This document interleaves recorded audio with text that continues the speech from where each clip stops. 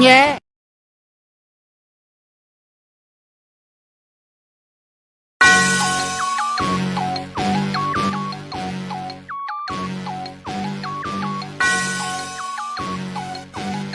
Yeah.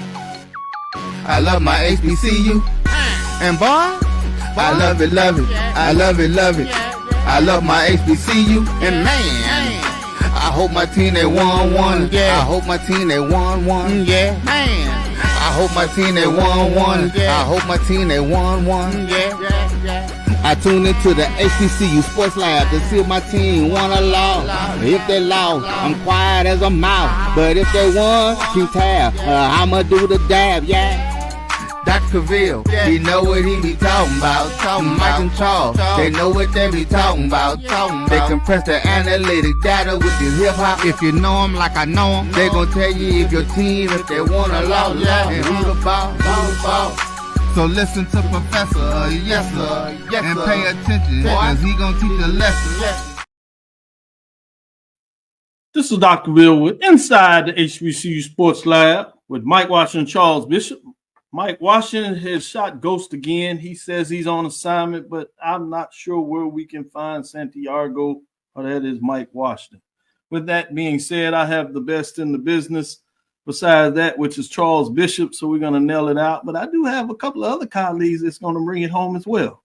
So welcome to episode 556 of Inside the HBCU Sports Lab, radio show and podcast, a show that's covering the sporting HBCU diaspora, all things HBCU sports from institutions large and small, from the NAIA to the NCAA. We share insights and information on the HBCU sports culture, HBCU athletic aesthetics to facilitate the story of HBCU athletic programs and the business of HBCU sports. I'm your host, Dr. Kenyatta Cavil, along with my co-host, Mike Washington, Charles Bishop. I have Wilton Jackson II, as well as A.D. Drew, giving you four individuals that's going to give you some great insight for the week of HBCU sports. With that being said, Charles, how you doing today? I'm doing well, Doc. Got some homecoming activities going on at Texas Southern, but definitely be remiss. I want to send prayers. One of the best to ever do it in the business. John Amos passed today, so definitely, for those who don't know, James Evans from Good Times, one of the best to ever do it. Yeah, Roots, Kunta Kinte as well. So yeah, he did it big time. I got a lot of love for us, so certainly want to give him a shout out as he was coming to America. That's probably the one that really a lot of the folks a little younger than understand and remember that as well. With that being said, Wilton Jackson II, how are you doing today?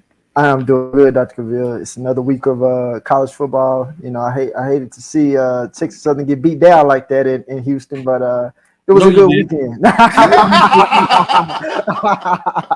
Don't even start all that. We're still friends.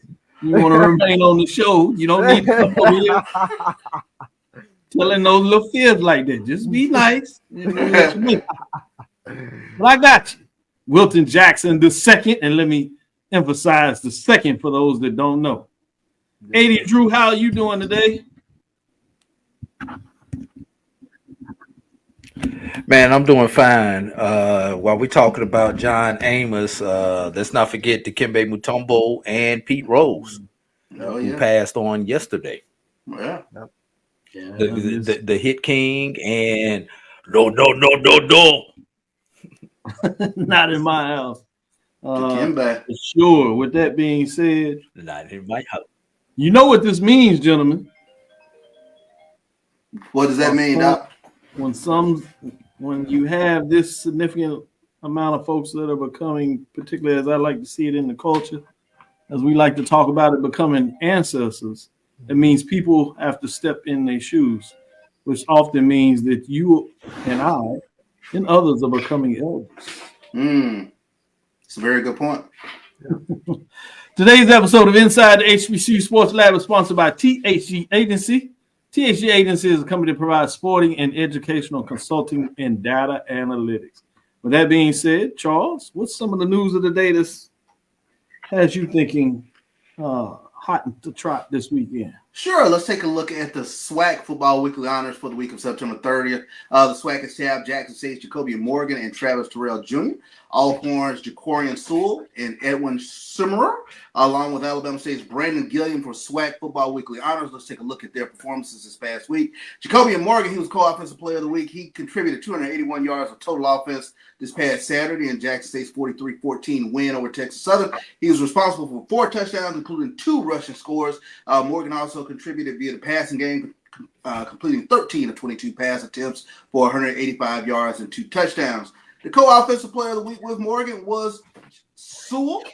Sewell delivered a dominant performance for Alcorn State during their 42-21 win in the Braves win over Mississippi Valley. He carried the ball 12 times for, get this, Doc, 164 yards, an impressive 13.7 yards per carry. Also broke free for a 55-yard touchdown. On the defensive side of the ball, Alcorn State's Edwin Simmerer. He grabbed 3 interceptions this past weekend in the Braves' 42-21 win over Mississippi Valley.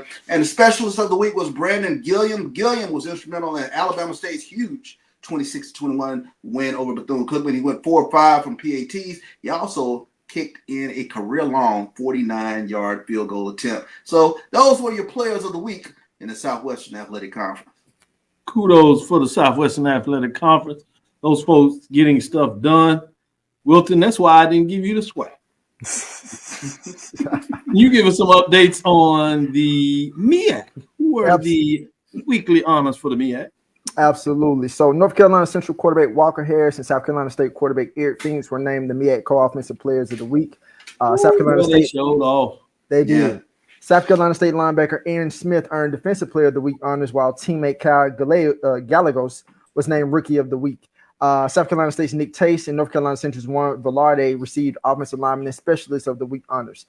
Just to give you a little bit about their stats this week, Harris completed 19 of 25 passes for 76% completion rating. He threw for 245 yards, including a season-high 4 touchdowns in North Carolina Central's 37-10 win over Norfolk State. Phoenix for South Carolina State completed 22 of 33 passes for 367 yards, including 3 touchdown passes in South Carolina State's 45-25 win over North Carolina A&T. For Smith, he registered 10 tackles with 7 solo stops and 1 pass breakup in the Bulldogs win over North Carolina A&T. Gallegos was a perfect 6 of 6 on point after attempts with a 42-yard field goal in the Bulldogs' victory over North Carolina A&T. The kicker also registered 475 yards on 8 kickoffs with 2 touchbacks. Tace recorded a 91% grade on his blocking assignments with 4 pancake blocks en route to leading the Bulldogs to 521 yards of total offense. Tace anchored the offensive line that contributed to 6 touchdowns in the win. Velarde recorded 6 points on 3 extra points and a 23-yard field goal in North Carolina Central's win over Norfolk State. He added 4 punts for 189 yards and 2 kicks inside the 20-yard line. Velarde's longest kick went for 62 yards. Good stuff. Shout out to the MEAC players of the week. Obviously, shout out to the players of the week from the volleyball side for both the MEAC and SWAC, yes, as well as the SWAC from the women's soccer programs as well. We'll make sure we get that information out to you. But I did want to provide a little update. I did an interview with Twin Talk podcast earlier today. So when it's released, I'll make sure I send it out to the people. Check it out. I thought it was really some intriguing questions that went on with that interview. They're talking about the business of HBCU sports. And so I'll make sure the people get a chance to listen to that. With that being said, let's take a first break, come back on the other side, and we're going to get into some of these poll rankings so we can get AD Drew, Wilton Jackson II, as well as Charles Bishop, their thoughts on the mid-major release in week number 4. Things are moving along pretty quickly here. We're going to see what y'all think about this week's mid-major poll. Not a lot of changes at the top. Those teams are more than just surprising folks. I think they're kind of settling in. We'll see how long they can do that at the end of the show to kind of see what y'all think of some big games this weekend. But the CIAA continues to have these top matchups. We'll see exactly what that means after this first break.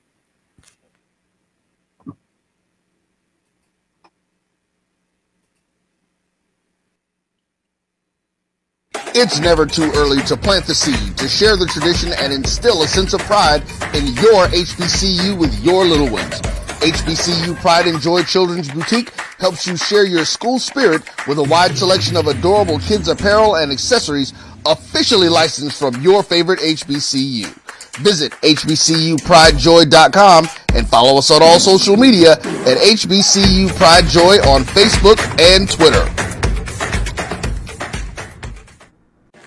Supermarket sushi, really? No. Wait, Troy, you work here? I'm never not working. Like Head & Shoulders Scalp Shield technology, up to 100% dandruff protection, even between washes. Never not working, huh? Oh, Troy, you're such a good teacher. Yeah, I know. Never not working. Never not working. Never ever not working. Are you serious? Never not working. Dandruff protection that's never not working. Head & Shoulders Scalp Shield technology. Hey, grab me one too.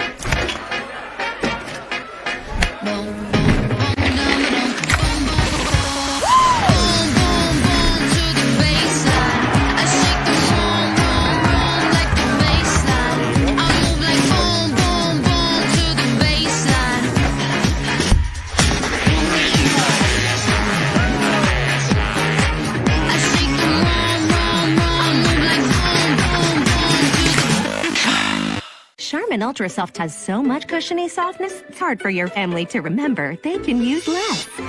Sweet pillows of softness. This is soft. Holy Charmin. Oh, excuse me. Roll it back, everybody. Sorry. Charmin Ultra Soft is so cushiony soft, you'll want more, but it's so absorbent, you can use less, so it's always worth it. Now, what did we learn about using less? You gotta roll it back, everybody.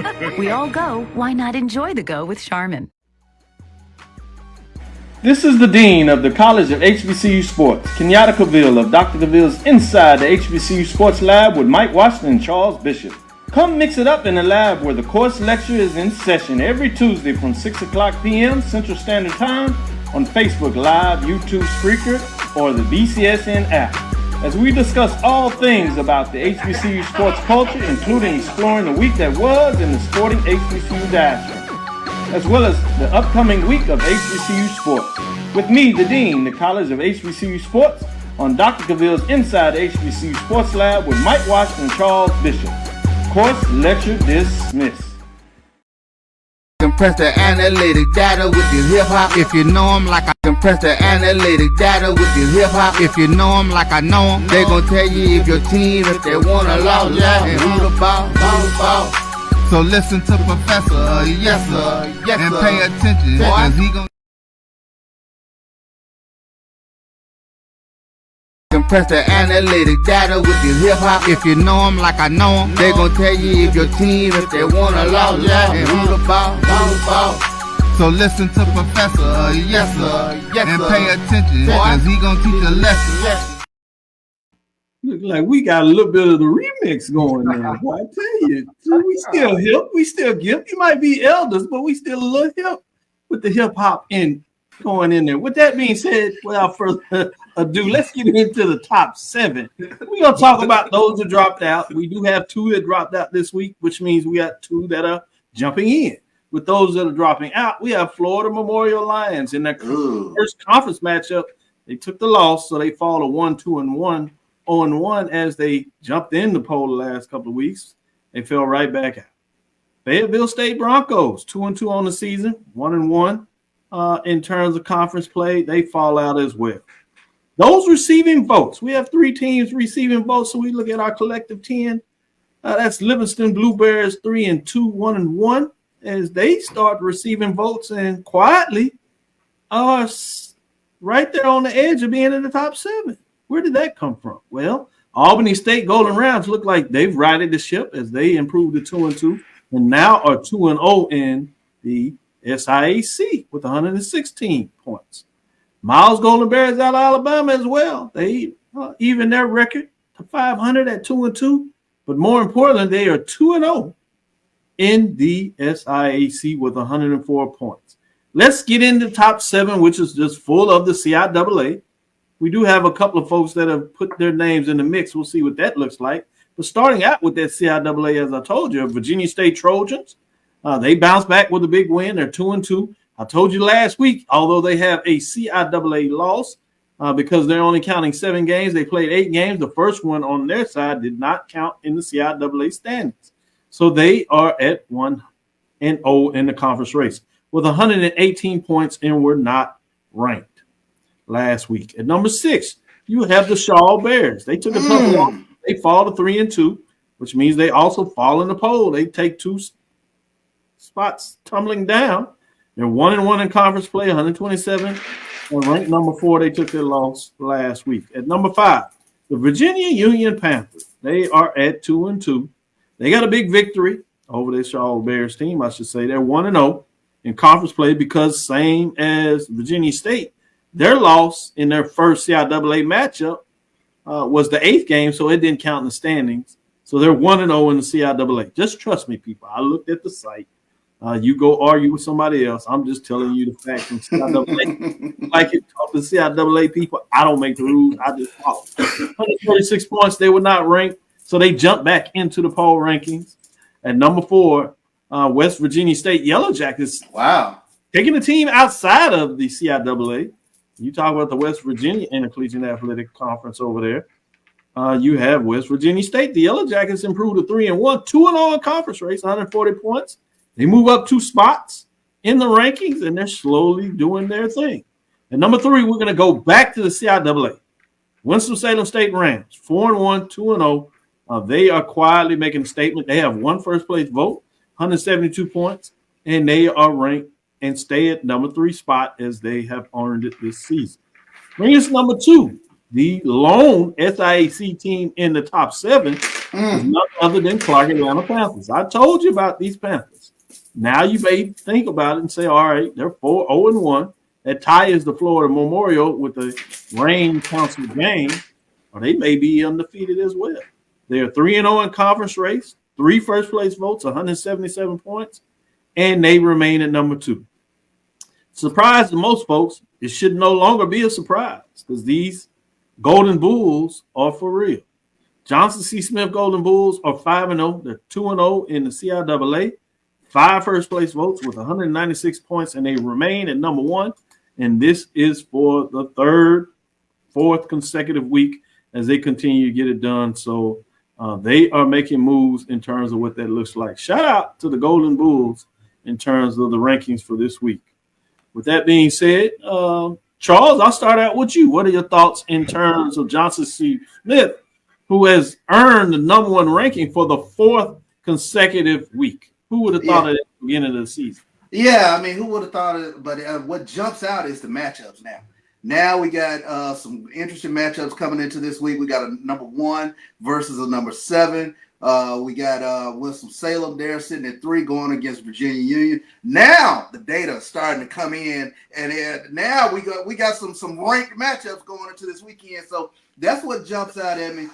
We got a very good, I think, quarterback matchup when we take a look at Darius Ocean from Johnson C. Smith and Romello Williams this weekend when you take a look at that 1-7 matchup. So this is some good stuff, Doc. I love it when we get some data points. You're right. This is 3 straight weekends where we get in the key matchup in the CIAA. The CIAA is the conference that just keeps giving love, at least in the early part of the season, with great matchups. With that being said, Wilton Jackson II, what are your thoughts on this week's top 7 in the major division rankings? I'm okay with Johnson C. Smith being number 1. They've shown, for the last 4 weeks that they are the best team in the CIAA. Man said he's okay with it. I'm agreeing. Wilton got comfortable. I like this. Go ahead. They get my check mark for being number 1 in the rankings from the CIAA. Clark Atlanta, like I said, it's just been fascinating to watch what Coach Keaton has done with that program. I mean, not even just with David Wright, but you can just see the energy around Clark Atlanta and how they gravitate to him. Not even just Wright, but just Coach Keaton and what they're building in the culture of reestablishing what football means at Clark Atlanta. You have students. Personally, I know a lot of people that go to Clark Atlanta, and they are really, really, really excited about what Panthers football looks like on that campus. So really excited to see that. Winston-Salem State. Now, I remember A.D. Drew last week was saying, we don't know if Winston-Salem State is for real. I think with another win, they for real. I think they for real. You got to give them a little props. Like they taking that next step. They taking the leap. Now the only thing that I didn't necessarily like, and I don't necessarily know where the list went. I think you had West Virginia State at number 4. Yes, West Virginia State Yellow Jackets were at number 4. So on my list, I actually had West Virginia State at number 7. I put them a little lower, and I had some other teams ahead of them. But other than that, everybody else on the list is good. I agree with the teams. Good stuff. I might make you slide. You bounced back really well there and got it together. I mean, you even committed yourself to memory, and you had it going with the West Virginia State verifying before you said it. That's a job well done, Wilton. You know, you're starting to make it, man.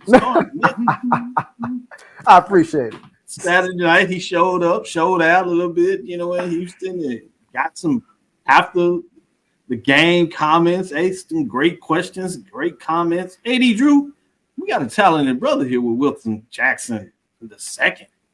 With that being said, AD Drew, what are your thoughts on the top 7? Young brother with no grade doing good over there, man. So I see him kind of bristle when we said we becoming elders. Kind of set back. I'm slowly coming that way. I'm gonna let y'all have that. Hey, Wilton. I remember when I used to be the youngest person in the room. That's all I'm gonna say on that. Okay. Anyway. Hey, and I'm gonna tell you for AD before he gets in there, I gotta give you these thoughts. You know what we do to the youngest person in the room? That individual has to go put in the work. They gotta go food, they gotta go with the drinks. Charles remembers that. Oh yeah, very much so. Yeah. Yep. Donut runs. We don't call it haze anymore. Yeah, we call it motivation. We call it motivation. Yeah. The initiation rituals. Exactly. Anyway, I.e. hazing in a different way. There you go. Teams 1 through 4, Dr. Cavil, I totally agree with that. That is, I think you just took what I voted and put those right into the poll right here, Dr. Cavil, because that's exactly how I voted 1 through 4. Actually, I'm kind of like Wilton 5, 6, 7. Although I flipped 6 and 7, I had the 2 Virginia schools ahead of Shaw. You know, Florida Memorial. Hey, they played the number 2 team in the country. You know, we've got to give them a little bit of a break that they played the number 2 team in the country. Fayetteville State. I don't know about Fayetteville State this year.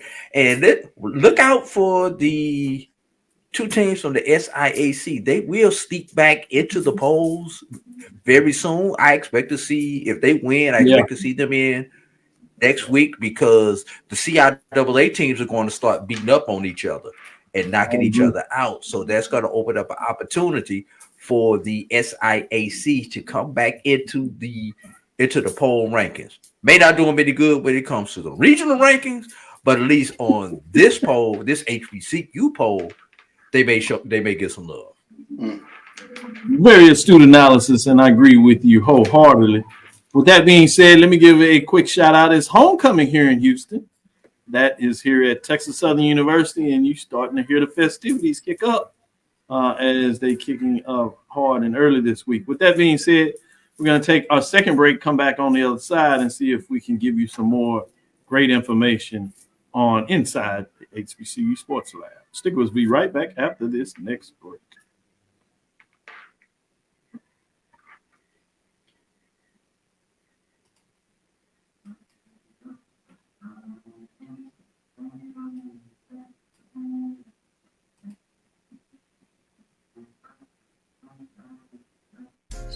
At AutoMasters LLC, our mission is to serve our community by providing quality automobiles at affordable prices.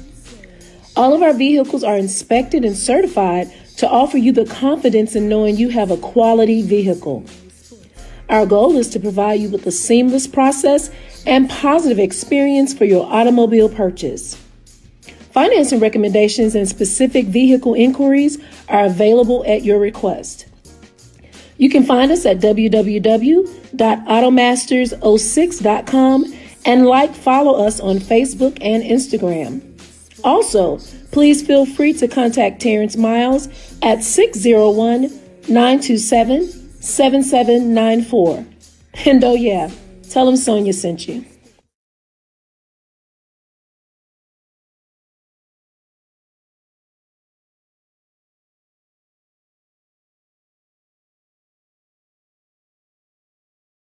Compress the analytic data with the hip hop. If you know them like I know them, they gon' tell you if your team, if they wanna lose, and who the ball. So listen to Professor, yes sir, and pay attention, cause he gon' teach a lesson. This is Dr. Cavil with Inside the HBCU Sports Lab. With that, I believe we have our next guest coming up. We were trying to get Coach Flowers in. I guess he's having a little technical difficulty as Drew works on that. Let me ask you a little bit, Charles, about the Johnson C. Smith Golden Bulls as we work on that process. He was in the background, but I'm not sure if he's able to get in. What are your thoughts in terms of the early part of this year? What has Johnson C. Smith been able to do so well that puts them in a position where they ultimately are 5-0 overall and 2-0, including some big wins over the SIAC? As they kick things off and they just continue to roll, and it seems like they're getting better.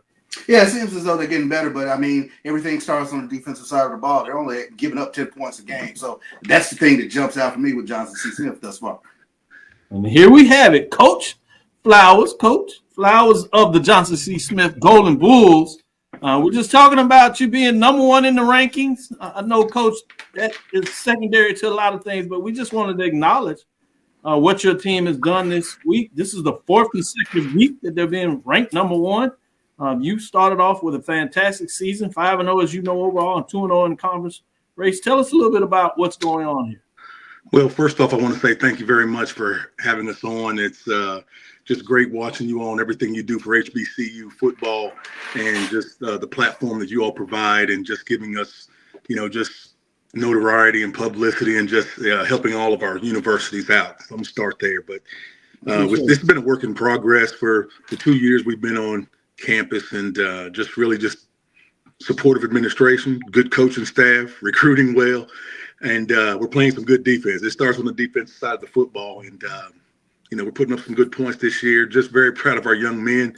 They work hard. What we're getting on Saturdays really a lot of times really doesn't surprise us because we practice well, and we're a really good practice team, and just got to keep it going. Good stuff. Charles, let me let you jump in here and ask the question. Yeah, I started off just talking about your defense, Coach Flowers, but I mean, what are the pieces on that side of the ball that makes you guys so dominant? Yeah. Well, it's going to start with our defensive coordinator, Barry Tripp. Coach Tripp and I, we worked together. Well, first off, I coached against him when he was the D tackle for Coach Connell Maynor at Winston-Salem State. And so he was the D tackle, and the defensive coordinator that we're going against this weekend, Carlos Fields, he was the linebacker, Mike linebacker for those teams at Winston that were so good. And so it starts with Barry Tripp, outstanding teacher and mentor of the game. And then, he goes with the rest of the defensive staff. Have a lot of experience in that defensive staff. David Bowser, who's the former head coach at St. Aug, but we all worked together at Fayetteville State. James Lott, who was he won a championship at Fayetteville State. Just a tremendous amount of experience over there. And, we recruited well. And we got two really good linebackers, Benari Black and Jack Smith, some bunch of D linemen. We rotate 6 D tackles. We rotate 6 defensive ends. And, we got better in the secondary. So I just want to say it's a collective effort. But our first thing always is going to be stop the run. And that's what we look to do every single week and hopefully make teams pass. No doubt. Appreciate that, Coach. Yes, sir. Wilton Jackson II, do you have a question for Coach Flowers? Yes, I do, Coach. It's good to have you on. One of my questions is, you talk about you're not surprised by what you're seeing on Saturdays and what you've seen from your team thus far over the last 4 to 5 weeks. What has been how did you build the buy-in on this year's team? Maybe more so that's been different from in previous years. Well, true. It really hasn't been the buy-in or anything like that. I had to go from the start in 22. In 2022, when we took over, we said we're going to build this into a championship program, and we're going to, we got a new turf field, we got a new weight room, and some other things, and just hey, we're going to do it the right way. And that's what we've been doing. You just look at our first year, 22, it was 2-7, but we lost 6 of 7. We lost 6 of 7 by one score or overtime, all decided in the last minute of the game. So we were on the right track. Year 2 was 7-3, go to a bowl game, and all of this is just a continuation. I mean, our goal, we haven't talked about winning championships and things like that. It's just let's get better. And so we had an opportunity to get better after the bowl game. After the bowl game, we had 9 starters coming back on offense, 9 starters coming back on defense, and had a great offseason. And then we had spring ball, and really the thing that really helped propel us was, the NCAA. They put that new rule out where you could scrimmage other Division IIs. And so in our location in Charlotte, we have a top 25 team right down the street in Wingate. So we scrimmaged each other, and we went toe-to-toe with them. And so that really helped our program, helped our confidence. I'm not saying that we beat them up and down the field, not saying that at all. But I'm saying we went toe-to-toe. And that just gave us the confidence to go into training camp. And that's what you're seeing right now, just a continuation of everything. I appreciate it. Good stuff. Fascinating when you're talking about some of those guidelines. I'm going to let AD Drew come in here and ask a follow-up question, and then I have a question in regards to the bowl opportunity. Yes, sir.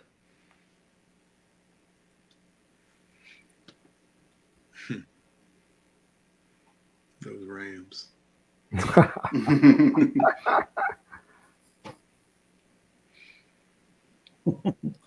Drew. I think he might be on mute. Yeah, and Drew's working through that. Let me ask you about the bowl, and then we'll come back to Drew. Yeah. In terms of being in the room, you alluded to having a chance to play the bowl games, and obviously the new bowl game was in challenging conditions, just with the weather a little bit. But how much do you think that bowl game helped you to kick off things in this early part of the season?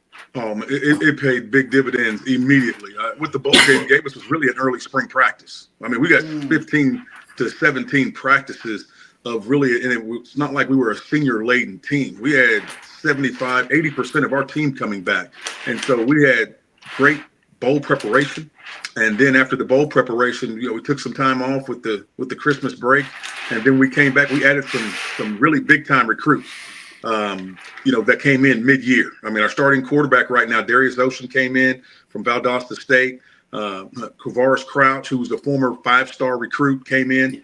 And then we kept that momentum going. Had some really good mid-year recruits. And all that was off the momentum built from going 7-3 and going to the bowl game. And then losing to Fort Valley, where I was former head coach at Fort Valley. A lot of those players we played against were guys that we recruited. And very happy for them. Yeah, very happy for Fort Valley and the program that we were building, and then the job that Coach Gibbs has done. A lot of those players, they, still very close to us, and so losing to that team really gave us a lot of motivation, and it also led to we knew we were going to play some SIAC teams to start the season off. So it just really helped us out with our motivation.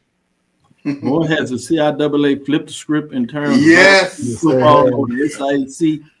Undefeated against the SIAC. 6-0. Major statement across the conference, including your big victories. AD Drew, let me let you jump in here and ask a follow-up question. Coach Flowers, what's going on, my brother? All good. All good. Yeah, of course, I've been a fan of yours since you was at Fort Valley State and you came into the Red Tails Classic and beat my alma mater 2 years in a row. We're not gonna talk about that, except in this sense, Coach Flowers. You've coached in both the SIAC and the CIAA. So if you could kind of talk about the differences between the style of play in the two conferences that you have been successful coaching in. Yeah, I tell you what. I was the CIAA offensive coordinator at Johnson C. Smith and Shaw, and then was fortunate enough to work for Reggie Ruffin at Miles, and we won a SIAC championship together, and then came back to the CIAA Fayetteville State as OC. And so I've seen it as a coordinator on both sides, and then as a head coach at Fort Valley, and now back at Johnson C. Smith. The SIAC, when it comes to fan following, bands, and just all the pageantry, there's only a few schools in the CIAA that can match that, and that's the SIAC. It's different. remember being at Miles College and about Wednesday of homecoming week, you know, I'd never seen, you know, they just start seeing crews painting lines. And I'm like, you know, what's the lines for? And they said, those are the tailgate areas. I'm like, okay. And they're like, well, that over there, that's for the RVs. And the RVs start pulling up on Wednesday and Thursday. I'm like, this is, you know, it's past me. And then had the opportunity to, the last game of the season to go to the SIC championship was Miles playing Tuskegee for homecoming, senior day. It was just an unbelievable atmosphere, and you get that a lot in the SIAC. And then to be the head coach at Fort Valley, great following there. It's tough to beat. And so when you go to the CIAA, you know, there's a few schools that will bring that week in and week out. Winston-Salem State, Virginia Union has a great following. Virginia State does also. And there's some others in Fayetteville State within the last, you know, number of years they have. But week in and week out, the SIAC, they've got that hands down. Then when it comes to football and the football field, just both conferences play good ball. I'd say the SIAC probably has been more of a physical conference, but the CIAA definitely has caught up. But you know, the CIAA, when it comes to playoff wins, they have advanced more than the SIAC. The CIAA, Winston-Salem State, and then not long ago, Bowie State have both made runs where the SIAC is still, you know, within the last 10, 15 years, I guess, trying to get over that hump of the first round. Yeah. Great points you make there, and really Tuskegee made that run in 14, I think, but I think that was it. Mm-hmm. Yes, sir. Yes, sir. Great point there, Drew. As we come to close out the interview, I want to say thank you for your time, but we have some gentlemen on the show that really represent for the Division II HBCU level. That constantly make sure that we kind of go to them. You know, AD Drew is one of them. Stephen Gaither, as you know, absolutely. HBCU Game Day does a great job, and he's a Ram. He's a Ram. all the time, and we gonna make sure we talk about that matchup, and we gonna let him know we talk to the coach here in terms of what that looks like. We also have a couple of other guys that give us some love in terms of Tuskegee framework, if you would. I don't know what it is about Winston-Salem State, Tuskegee. They want to make sure they heard. Well, they're going to be. They play next year in the Red Tails. I'm sorry, I probably wasn't supposed to say that yet. I'm sorry. No, hey, that's what we're doing. You good with that inside HBCU? That's why we ask folks to listen, because you're gonna get the best, brightest kid.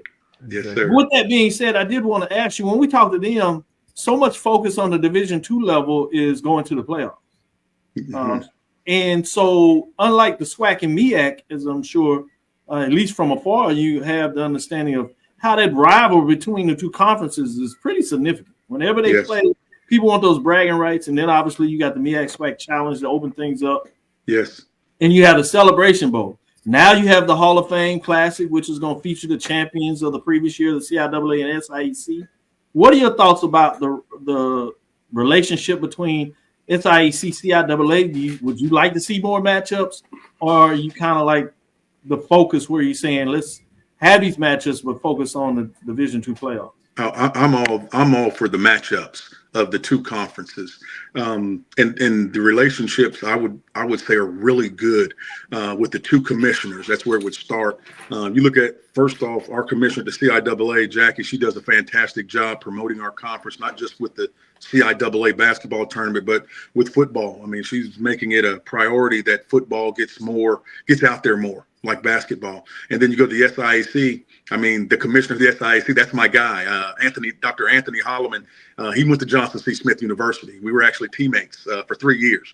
And he hired me at Fort Valley State when he was the athletic director there. Know him very well, and just know that he is very progressive and innovative. And he wants, I know he wants the two conferences to play against each other more. And I would be all for it. It'd be great for Division IIs, be in the Division II playoffs and things like that. But sometimes it's, the matchups and the geography, it just matches up better some with the two conferences. And then you just get more fanfare. I mean, I just think it's win-win all over. Great stuff. Last one here. Let you give a shout out to your fans that support you, your administration, if you would. Yes, we'll sir. certainly keep up with you the rest of the season and make sure you come back as you continue to develop through the season. We want to talk about some of these key matchups near the end of the season. Yes, and we've got a big one coming up. But I tell you, we have great leadership at JCSU. Our 15th president, Dr. Valerie Kinlock, coach. She's a supportive person of coaches. I'll say that. She's a Smithite. She graduated in '96. We're actually the same class, and she loves our university, and really she's been behind just the support financially, which is what it takes at our level, at every level. But she's been behind it, and our board of trustees, our chairman of the board, Stephen Boyd, does a great job. He's a big time sports fan, and I tell you what, Golden Bulls Nation, as you grow your program and start winning, you start gaining, your alumni base and more fans. And I'm really proud of what we're building, because it doesn't come overnight to just all of a sudden have a big time following. But I'm very, very happy and very proud of what we're building and what we're building together. Our fans traveling on the road, and our fans, how they're showing up at home, it's exciting to be a part of. And then also had some history this week at Johnson C. Smith. First time in the school's history that we've been ranked in the top 25. Well, congratulations. Thank you very much. And what we want to do is we want to try to stay there. Is what we want to do. So we had a big week of practice and a big time opponent coming in Virginia State, coming to visit us. Coach Henry Frazier, fantastic coach. Coach Frazier, I mean, he's done great things. I mean, you have to go back and watch what he did, how he built Bowie State, and then the job that he did at Prairie View when they were on that losing streak. Who brought him out of it and built that program? That was Henry Frazier. And so, outstanding coach. We know we have our work cut out for us. And just want to say thank you again, gentlemen, for the job that you do and in the platform that you provide. Thank you very much. No problem, Coach. We look forward to the matchup and look forward to you seeing continue to do great things. As you know, Prairie View alum, so I certainly know about Dr. Henry Frazier III. I was actually at his dissertation. So I'm not going to cheer too hard for him this weekend, because I want to see Golden Bulls continue to get it done. Don't tell him I said that now. He's going to have a problem with it. Hopefully he got watched. With that, we're going to take a quick break, come back on the other side, and I think we not have another great interview for you. Stick with us. We'll be right back after this. Thank you, Coach. Thank you. Grab me one too.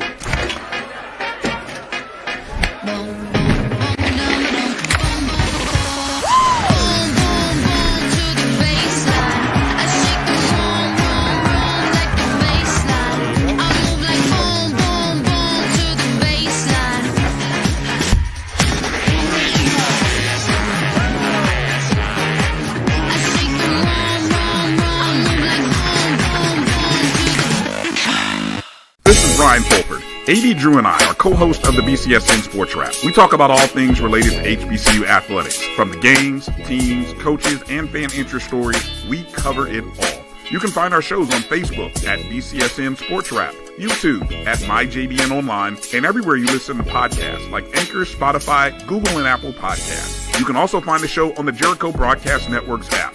Make sure to download. We look forward to you joining the conversation and being a part of the show. Compress the analytic data with your hip hop. If you know them like I know them, they gon' tell you if your team, if they wanna lose, and who the ball. So listen to Professor, yes sir, and pay attention, cause he gon' teach a lesson. This is Dr. Ville's inside the HBCU Sports Lab. We have one other than Coach Keaton, Clark Atlanta University Panthers, coming straight off the practice field. Thank you, Coach, for your time. Glad to be here with you guys, man. How did practice go, Coach?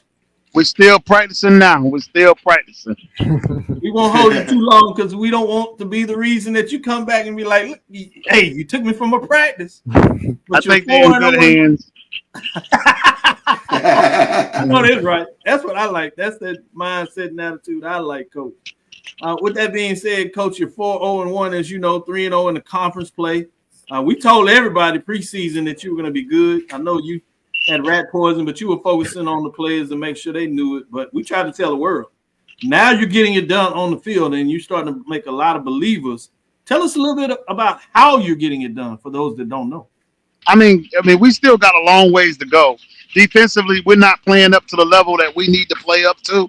And offensively, last week we kind of stalled in areas, and we got to figure out a way to play a better half in the first half of the game. And I mean, starting the fast and finishing strong. I think we've done a good job of finishing strong, but we have not did a good job of starting fast. I'm always trying to find a way to improve us. I think David Wright's playing at a high level. I think Amon Harris is playing at a high level. We just got to get some more plays on the defense with a few more stops, and maybe I might start feeling a little comfortable about where we're going.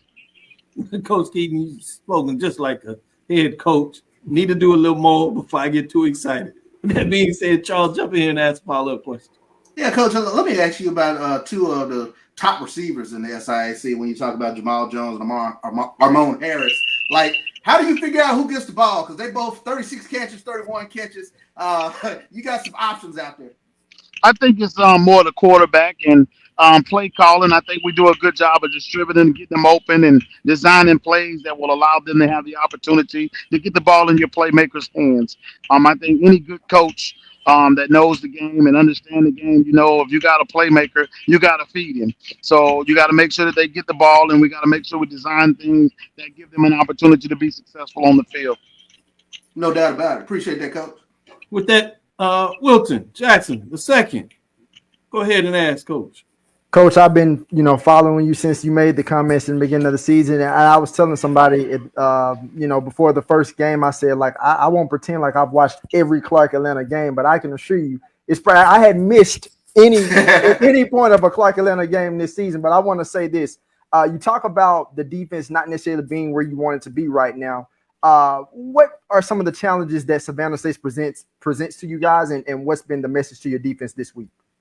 I mean, I don't think it's necessary. We always talk about how we play, what we bring to the table, getting lined up correctly, making sure. I mean, Savannah State's a gimmicky offense. They like to do a lot of different things. A lot of things sometimes don't make a lot of sense. So they can catch you on what I call raggedy plays. So what hurts us if we don't get lined up to their formations the way we need to get lined up, and we got to get every player doing what every player is supposed to do. In other words, you need to do your job. Don't try to do somebody else's job. If you fit in the C gap, fit in the C gap. Don't try to, do.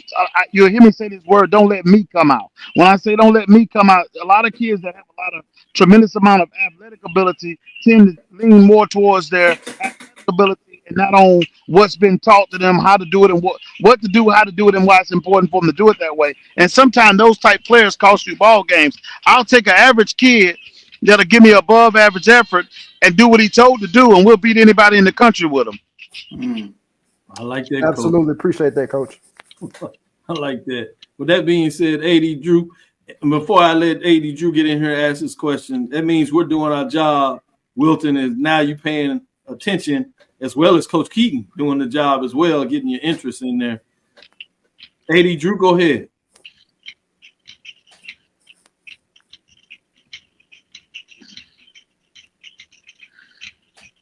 I think he's muted again. Yeah, I think he's having a little trouble in terms of being. Here we go. Go ahead. All right, Coach. I'm not going to put any additional rat poison out. The boy that Dr. Cavil put out earlier in the season to you. But I do want to ask you a generic question, spinning forward. Okay. We know right now, CIAA, SIAC, their teams go to the Division II playoffs.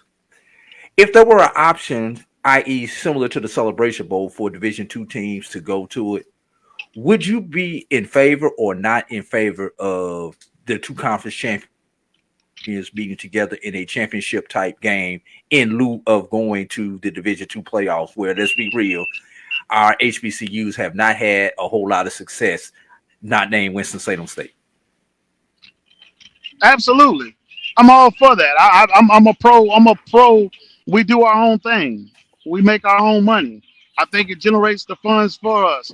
I think we're mismatched from the funding side. I think we mismatched from a player standpoint side, and sometimes we even mismatch from a level of coaches that they're able to hire at the price that they're paying for them and the price that we're unwilling to pay for them at our black schools. So if we are willing to just go out and play against each other, we have a better chance of drawing a crowd, getting people involved, and especially if the matchups are good. So I've been for that for a long time now. Oh, appreciate you for sharing that perspective, Coach. I know we need to let you get back to it, but I want to have one follow-up question in terms of what that looks like. I want to ask you in terms of what you're doing on your social media platform, particularly for Clark Atlanta University football. You have a lot of updates, a lot of pictures, a production part that you're putting together. Where did that idea come from, and why is that important? Well, you got to keep up with the trends of the day. Where our kids live at is on social media. So I got to present that picture so they can see it. Everybody don't have an opportunity to take a trip to Atlanta, or maybe not have the funds, especially the type of kids you're trying to recruit. They might not have an opportunity or nobody to drive them up for a visit. So the more I can put out there, the more they can see, the more they want to be involved in it. And I think that we do our whole schools or our whole programs a disservice by not keeping it updated. Like I get on the RSID about making sure the live stats work, the score work. There's media people like you guys, like yourself, who want to report the game and want to tweet about the game, but we don't have the right stuff up there. So now it may take 2 days or of a game somewhere, and that's just unacceptable. If you want to be respected in the conference, you want to be respected across the nation, you got to do the small things. And I think our social media platform is opening up some of these coaches to, even if they lived in the Stonewall age and don't have a social media, they need to understand that's where recruitment live, regardless of what they feel about it. Yes, sir. Great points. You get nothing but applause for us, and we certainly want to do service, but it's hard to do that service if we don't get the information. Which is why we appreciate you doing the extra mile, literally in terms of practice, making sure we get a chance to have this interview. So I'll close out on this one, give you a chance to shout out your Clark Atlanta Panther, your fans, alumni. I've seen they've been following, coming out deep and supporting you in regards to that, and your administration in terms of what they get to support you to do what you are doing now. It was a little bit of a hassle at first, but I understood the years of losing. But Dr. Drew and Dr. French and those guys have, I've held up my end of the bargain, so they're holding up theirs. So I'm proud of the alumni. I mean, I didn't really know that they had this many alumni in the groves they have it in, but the last home game we had nearly 4,000 people here. And a lot of the people that's been here said we haven't seen that many people. They thought it was over. So maybe this Saturday they'll show up to support us against Savannah State, and hopefully we can keep everything in the road. And the kids' energy is good, the fans' energy is good. You can hear the band in the background practicing, the softball team practicing. We're just setting the stage for everybody else to just make Clark Atlanta a winner. Go Panthers! Go Panthers! I like it, Coach. Panthers. That being said, continue to do what you're doing. I certainly want to continue to support you. You make it easy to support what's going on. So can't wait till I get a chance to get there live to catch out one of those games in the Clark Atlanta Panther Stadium. I promise you. Well, we appreciate everything you guys do, the platform you provide and the services that you provide. And I hope our colleagues do a better job of getting you guys the information so you can continue to provide that platform for all of us coaches, players, and everybody else that want to see HBCU football be great. That's a deal. We'll Yes, keep sir. doing it. They keep bringing it. Appreciate you. Let me let you get back to practice. Give me a text or call. Let me know how practice ended, Coach. Thank you, buddy. All right, take care. That'd be great. That being said, we'll take our last break. We'll come back on the other side with the close of the show. Thank you, Coach Keaton.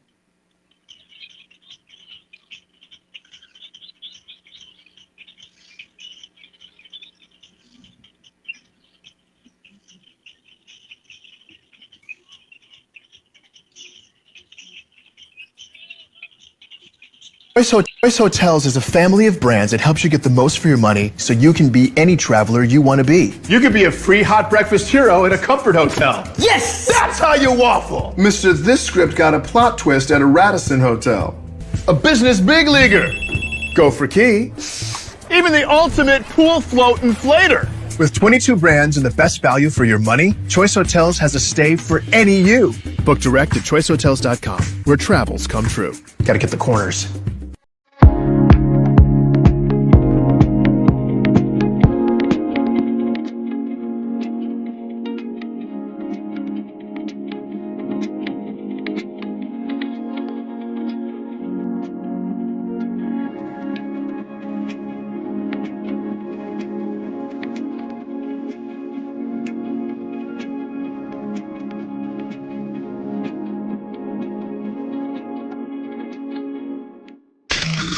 The human voice has always connected audiences with experiences. Major brands all across America have trusted CAVIL'S voice time and time again. Conversational, powerhouse, intelligent, and sincere. That's the voice you need for your creative marketing process. KEAVERSVOICE.com. CAVIL'S Voice, CAVIL'S Voice, CAVIL'sVoice.com. Always on, all the time. Since 2002, Empowerment Resources, Inc., a nonprofit organization, has empowered more than 1,500 youth and adults in Duval and surrounding counties. Through its programs, Journey into Womanhood, Girls Mentoring, Life Skills for Teens, and Parenting Education Coaching. To get involved with programs, volunteer, or donate, visit www.empowermentresourcesinc.org. Follow us on social media, facebook.com/empowerment.resources and instagram.com/empowermentJAX. Troy, you work here? I'm never not working. Like Head and Shoulder Scalp Shield technology, up to 100% dandruff protection, even between washes. Never not working. Never not working. Never ever not working. Head and Shoulder Scalp Shield. Never not working. You're looking for the latest information on Southern University sports, the Southwestern Athletic Conference, and HBCU athletics. There's only one place to go. Tune in to the Carlos Brown Show, exclusively on the Black College Sports Network. Compress the analytic data with your hip-hop. If you know them like I know them, they gon' tell you if your team, if they wanna lose, and who the ball. So listen to Professor, yes sir, and pay attention, cause he gon' teach a lesson. This is Dr. Cavil with Inside the HBCU Sports Lab. As we give you a couple of thoughts before we close out things, I want to go around and say, what are your key matchups of the weekend? Obviously, the one that we'll focus on and get a little more into on Thursday, for me, again, a pair of top 7 matchups coming out of the CIAA. I like what AD Drew said. We'll see if we can get some top 7 matchups in the SIAC in the coming weeks, as maybe these teams kind of beat each other up. But right now, the star of the show is the CIAA. We have a matchup that features number 7 going down to number 1. That is Virginia State University at Johnson C. Smith, number 1 there.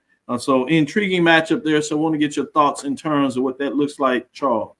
And the other matchup, before I do that, is number 3, Winston-Salem State at number 5, Virginia Union.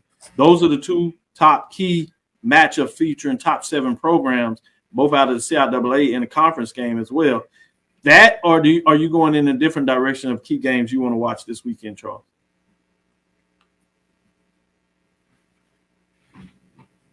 You're on mute, Charles.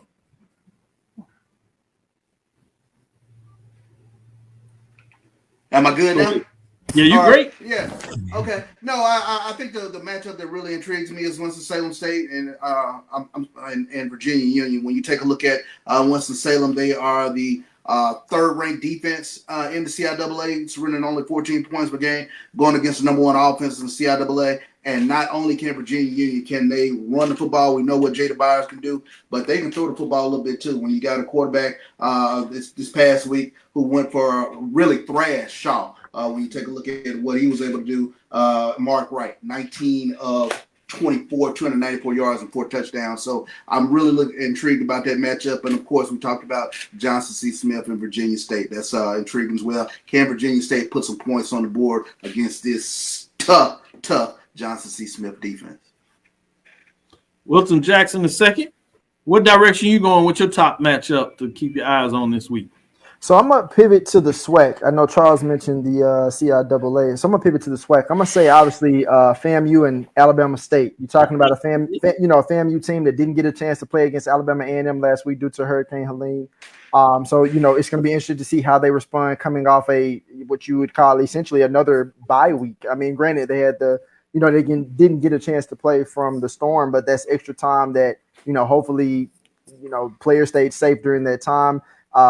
Players could get, fresher legs to come into this game. So I'm interested to see that. I mean, I also, too, my big thing, I was telling somebody this weekend with Alabama State, I know their defense is going to be lights out. I'm never worried about the defense from Alabama State. The issue that I have with Alabama State is, can they continuously score enough points to win a game?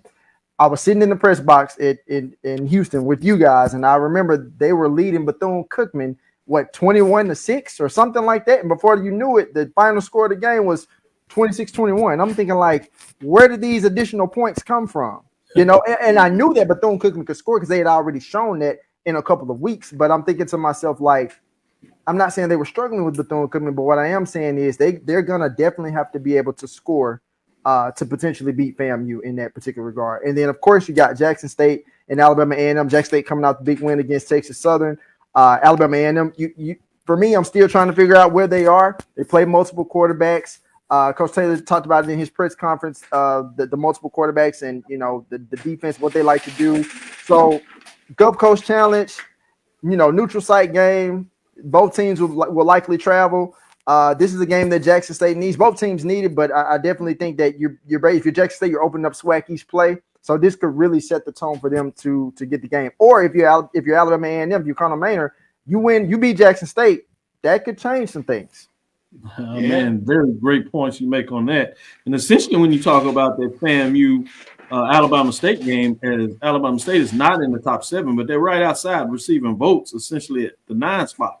So you do have a 2 versus 9 matchup. So that's a great one when you talk about even looking at head-to-head at this early part of the season in the Eastern Division matchup, much like you said about Alabama A&M and Jackson State, where you have Alabama A&M just touching in at 10. So you essentially have a 4 versus 10 matchup when you look at it from that perspective. So great call when you're talking about these top 10 matchups when you look at the couple of teams outside of the major division top 7 that we do. With that being said, AD Drew, give me a couple of matchups that you're keen to look at this weekend coming up.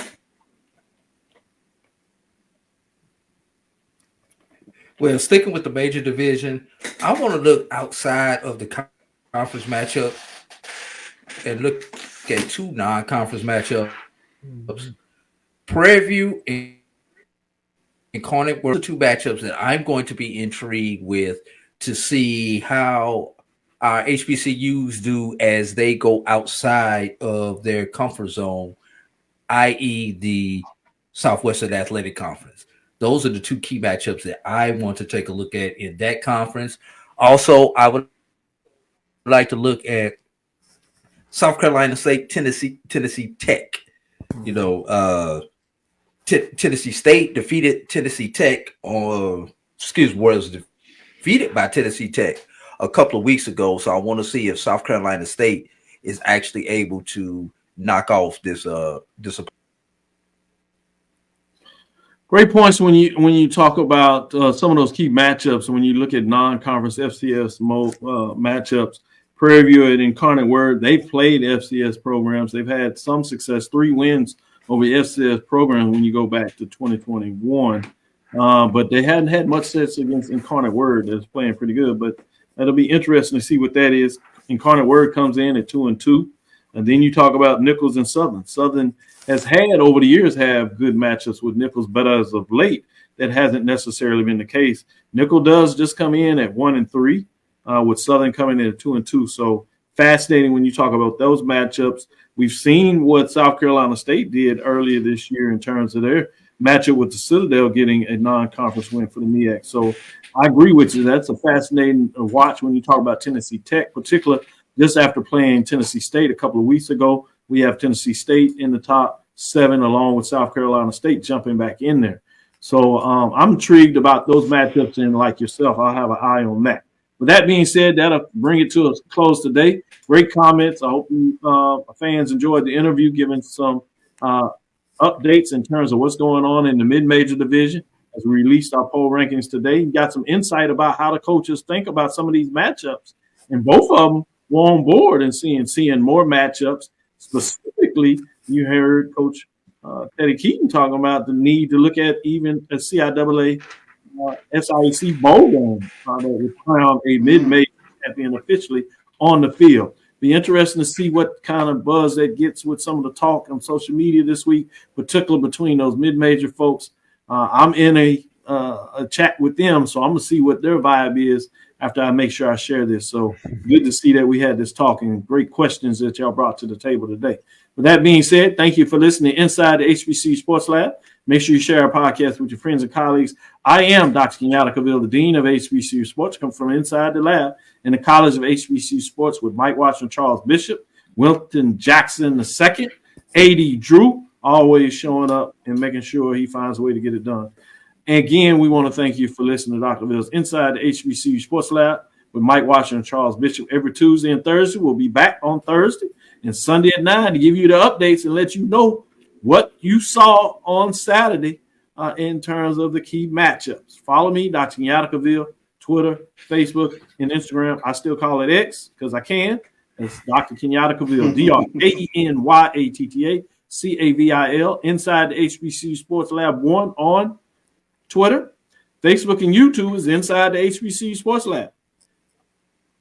Dream big. Continue to move forward. We will talk with you soon. Charles? Of course. Wilton?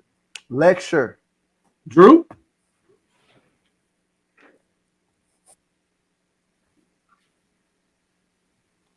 He's in that weather with that nice delay. Dismissed. Yeah, exactly. I had it perfectly. I know.